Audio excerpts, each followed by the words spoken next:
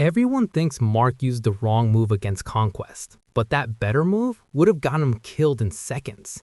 And once you really break down what happened in that fight, not just what it looked like, but what it actually meant, you realize something most people completely miss.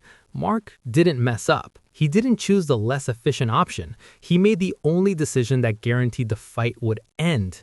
Not win, end. Before we dive into the breakdown, let's set the stage properly. This moment isn't just another fight in Invincible, it's a turning point. Up until now, Mark has always been reactive. Even when he's pushed to the edge, there's still hesitation in him, still a part of him trying to hold onto control, morality, restraint. But Conquest changes that. This isn't a fight Mark can survive through cleverness or endurance. This is the moment where survival alone isn't enough. The threat has to be erased completely. And that shift from surviving to eliminating is what defines everything that happens next. Now, here's where most people get it wrong. They analyze this fight like it's a controlled scenario, like Mark had time to think, to reposition, to execute some perfect textbook move. You'll hear people say, he should have gone for a rear chokehold, it's more efficient, it's safer. And in a vacuum, that sounds smart. In real-world combat, controlling someone from behind reduces risk. It limits their options. It gives you leverage. But this isn't a controlled fight. This is chaos at a level most people can't even conceptualize. Mark and Conquest aren't grappling on a mat. They're tearing through an entire environment at insane speeds. Every second is violent. Every movement carries massive consequences. There is no pause, no reset, no moment where Mark can calmly think, let me improve my position. The instant he gets his hands on Conquest, that's not a setup. It's a rare opening. And in a fight like this, openings don't come twice. Letting go, even for a fraction of a second, isn't a tactical adjustment. It's death. Because Conquest isn't just physically overwhelming. He's experienced. He's fought countless battles across planets against opponents just as powerful as Mark, if not more. He doesn't hesitate. He doesn't second guess.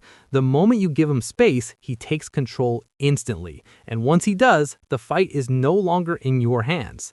So the idea that Mark could have just disengaged, circled behind him, and applied a cleaner choke completely ignores the reality of who he's fighting. That kind of repositioning only works when your opponent allows it. Conquest doesn't allow anything. He punishes it. And that leads to the deeper layer of this fight, the part that actually explains Mark's decision. Mark isn't trying to outmaneuver Conquest. He's trying to control him completely. That difference is everything, because Conquest isn't the type of enemy you can let loose even for a second. The moment he has freedom, he becomes unpredictable. He shifts targets. He creates chaos. He doesn't just fight you, he weaponizes everything around him. And in this moment, there are other people at risk. Oliver is there, vulnerable, exposed. If Mark had moved behind Conquest, even if it gave him a stronger position for a moment, he would have sacrificed something far more important: control. He would have lost direct visual and physical containment. And that gap, however small, is all Conquest needs to redirect his focus. That's the real danger no one talks about.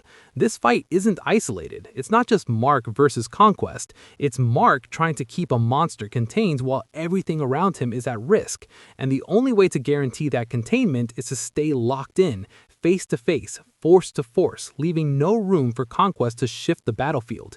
It's not clean, it's not elegant, but it's absolute. And then there's the choke itself, probably the most misunderstood part of this entire moment. Most people assume Mark was trying to suffocate Conquest, that he was cutting off his air, trying to make him pass out like a normal human opponent. But that interpretation falls apart when you consider what Viltrumates actually are. These are beings who can survive in space. They can endure extreme conditions that make oxygen deprivation almost irrelevant in the traditional sense. So what is Mark actually doing? He's overwhelming Conquest's system completely. Whether it's restricting blood flow, compressing critical structures, or simply applying so much pressure that the body starts to shut down, the goal isn't a clean technical submission, it's total shutdown. And the visual cues support that. The discoloration, the strain, the way Conquest's body reacts. It doesn't look like someone calmly losing oxygen. It looks like someone being crushed from the inside out. This isn't technique, this is force pushed to its absolute limit. And that ties directly into the emotional core of the scene, because Mark isn't calm here. He's not calculating angles or thinking about efficiency, he's angry. Not surface level anger, but the kind that comes from being pushed past every boundary you thought you had. When he says, "not one more breath," that's not strategy, that's a decision. And ironically, that emotional state is exactly what makes his approach effective. Because instead of hesitating, instead of trying to optimize or adjust, Mark commits fully. There's no second guessing, no repositioning, no moment of doubt, just continuous, relentless pressure. And in a fight like this, that kind of commitment is more dangerous than any perfect technique. A more skilled approach might have looked better, it might have seemed smarter, but it also would have introduced risk. And against someone like Conquest, risk is the one thing you cannot afford. Now, imagine if Mark had actually gone for that rear choke. Let's say he somehow manages to get behind Conquest. For a brief moment, he has positional advantage. It looks cleaner, more controlled. But look at what he gives up. Conquest's arms are now free, his field of movement expands, his ability to counter increases, and most importantly, the fight is no longer contained. That's all Conquest needs. One opening, one shift, and suddenly the entire situation resets. But worse, Mark is already injured, already exhausted, and now he's facing an opponent who has regained momentum. From there, it's not about whether Mark can recover, it's about how quickly things spiral out of control. Because Conquest doesn't just fight to win, he fights to dominate. And if the fight continues, the damage spreads. More destruction, more casualties, more chances for something to go catastrophically wrong. That's why Mark doesn't play for position, he plays for finality. He chooses the option that removes uncertainty, the one that doesn't rely on timing or precision or perfect execution, the one that works because it never stops. And that's what makes this moment so powerful, not just as a fight, but as a character shift. Because this is the point where Mark stops fighting like someone who's trying to be a hero in the traditional sense. He's not thinking about restraint, he's not holding back, he's not trying to win cleanly, he's making a decision. Conquest does not walk away from this. And once that decision is made, everything else falls into place. The method doesn't have to be perfect, it just has to be irreversible. That's why the fight feels different. It's not just brutal, it's final.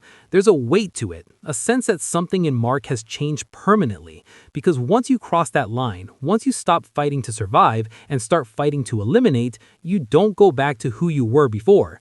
And that's the real story here. Not whether Mark used the most efficient technique, not whether a rear choke would have worked better in theory, but why none of that actually matters in this context. Because this wasn't a fight where technique decides the outcome, it was a fight where certainty does. And Mark chose certainty. He chose control over optimization, finality over efficiency. And in doing so, he didn't just win the fight, he ended it completely.